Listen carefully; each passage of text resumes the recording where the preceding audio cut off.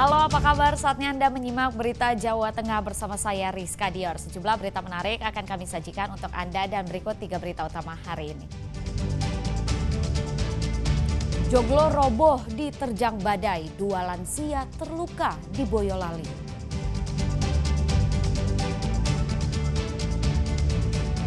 Warga terdampak rob di Demak dapat bantuan rumah apung. Apakah cukup jadi solusi?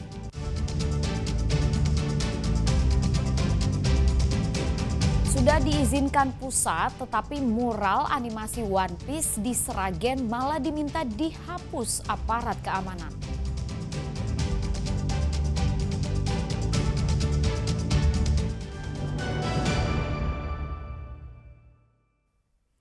Dua lansia di Banyudono, Boyolali alami nasib sial. Hendak berteduh dari badai, malah tertimpa joglo yang roboh. 1 dari 2 lansia alami luka serius di kepala.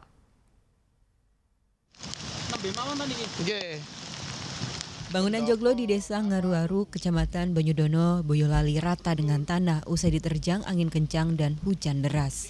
Naasnya di waktu bersamaan ada 2 orang lanjut usia yang tengah berteduh di bangunan ini. Warga akhirnya bahu-membahu menyingkirkan puing-puing joglo untuk menyelamatkan kedua korban. Dari 2 lansia itu, 1 orang berhasil keluar dari reruntuhan. Ia mengalami luka di tangan dan kaki. Sementara korban lain harus diselamatkan warga. Ia adalah Sujiman, warga Desa Bangak, Banyudono. Lansia 70 tahun itu alami luka parah di kepala. Kedua korban dievakuasi ke rumah sakit. Posisi kayu jati yang saling berhimpitan menyulitkan warga dan petugas untuk mengevakuasi korban dan kendaraannya. Untuk bandara di Cukit itu ada beberapa warga juga yang ikut di situ. Yang penting Bapak bisa tidak kegencet. Terus dengan beberapa warga yang lain mencoba naik ke atas dan ini sepedanya 2. Lah kok yang diketemukan cuma 1. Mencoba sama beberapa warga mencari. Mungkin yang 1 masih ada di dalam. Dan beberapa warga ya dengan sebisanya atap-atap itu diangkat bareng-bareng, balok-balok disingkirkan supaya apa ya mungkin saja nanti kalau ada ketimpa segera dapat pertolongan. Setelah menyelamatkan kedua korban, warga dan petugas mengevakuasi motor milik masing-masing korban.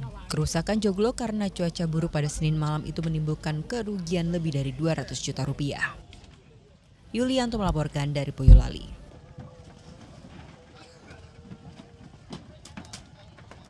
Gudang tembakau di Kudus terbakar Senin malam. Proses pemadaman memakan waktu lantaran banyaknya tembakau kering yang tersimpan.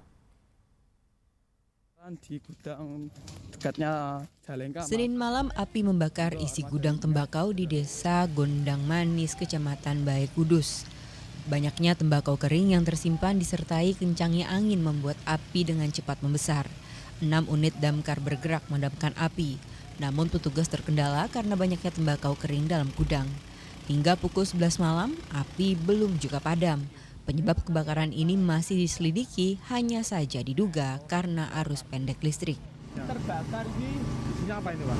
Isinya itu tembakau, gudang tembakau.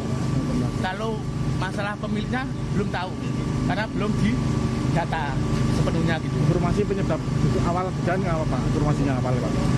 Informasi penyebab awalnya itu katanya itu ada apa ya tadi ya? Konsleting listrik ya, Mas? Konsleting listrik. Sebelumnya diberikan konsleting listrik dari dalam gudang tersebut yang ada tumpukan-tumpukan tembakau tersebut itu. Pemadaman terus digenjot agar api tidak meluas ke gudang lain. Tak ada korban jiwa dalam peristiwa ini, tetapi kerugian diperkirakan mencapai lebih dari 300 juta rupiah. Arif Nur melaporkan dari Kudus. Bantuan rumah apung dari Pemprov Jawa Tengah bagi warga terdampak rob di Desa Timbul Sloko, Sayung, Demak sudah mendekati rampung. Pembangunannya kini sudah 70%.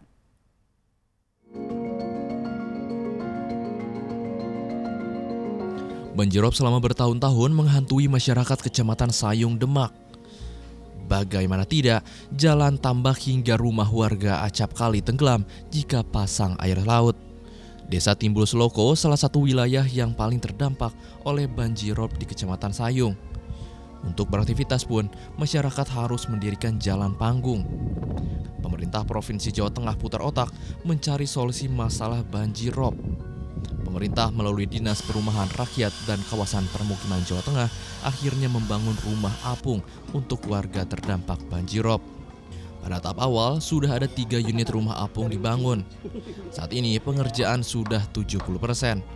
Kedepannya, bantuan rumah apung akan dilakukan secara bertahap di Desa Timbul Sloko.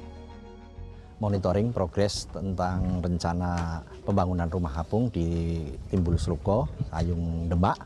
Kita sudah lihat tadi progresnya sudah bagus, sudah sampai pada 70% fisik. Mungkin kurang lebih kira-kira 2 minggu atau 3 minggu kami harapkan ini bantuan dari pemerintah provinsi berkolaborasi dengan pemerintah kabupaten akan segera selesai. Mulyono adalah salah seorang penerima bantuan tersebut. Menurutnya, bantuan rumah apung merupakan jawab atas kegelisahannya selama ini. Karena hampir 10 tahun, ia sangat akrab dengan air pasang setiap harinya. Enak gitu loh, nggak terkejar-kejar rob lagi. Gitu. Kalau dulu rumahnya gimana, Pak? Dulu rumahnya kan terendam, terus ditinggiin lagi, terendam lagi.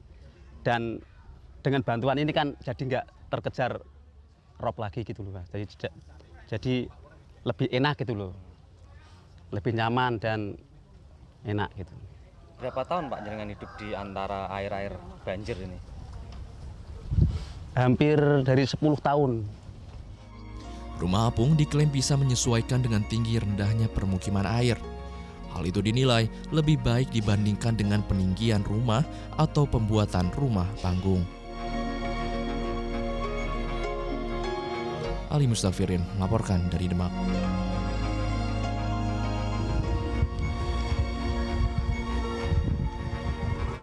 Pekan Olahraga Warga Kota Semarang atau Porwakos resmi kembali digelar pemerintah Kota Semarang. Perlombaan yang mempertemukan RT RW sekota Semarang tersebut diharapkan dapat memupuk persatuan di antara warga Kota Semarang.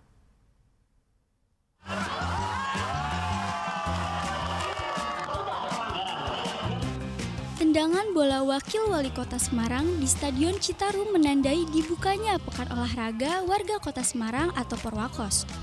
Porwakos kali ini diikuti oleh sekitar 1.600 peserta yang akan mengikuti sejumlah perlombaan. Di antaranya sepak bola, bola voli, tenis, catur hingga sejumlah permainan tradisional. Pesertanya adalah seluruh ketua RT di Kota Semarang. Ini adalah wujud daripada memperkuat hubungan silaturahmi dari seluruh warga. Karena syarat untuk mengikuti Porwakos ini adalah para ketua RT di masing-masing kelurahan. Jadi antara kelurahan yang mewakili adalah Pak RT. Dibuktikan dengan SK sebagai ketua RT. Jadi bukan mencari siapa yang pinter, siapa yang bisa, tetapi ini adalah dalam rangka memperkuat hubungan silaturahmi antara seluruh pengurus RT di wilayah masing-masing. Walau rata-rata sudah berusia lanjut, pertandingan sepak bola yang langsung dimainkan pun diikuti antusias peserta. Mereka berusaha menampilkan kemampuan terbaiknya untuk merebut piala wali kota. Ali Mustafirin melaporkan dari Kota Semarang.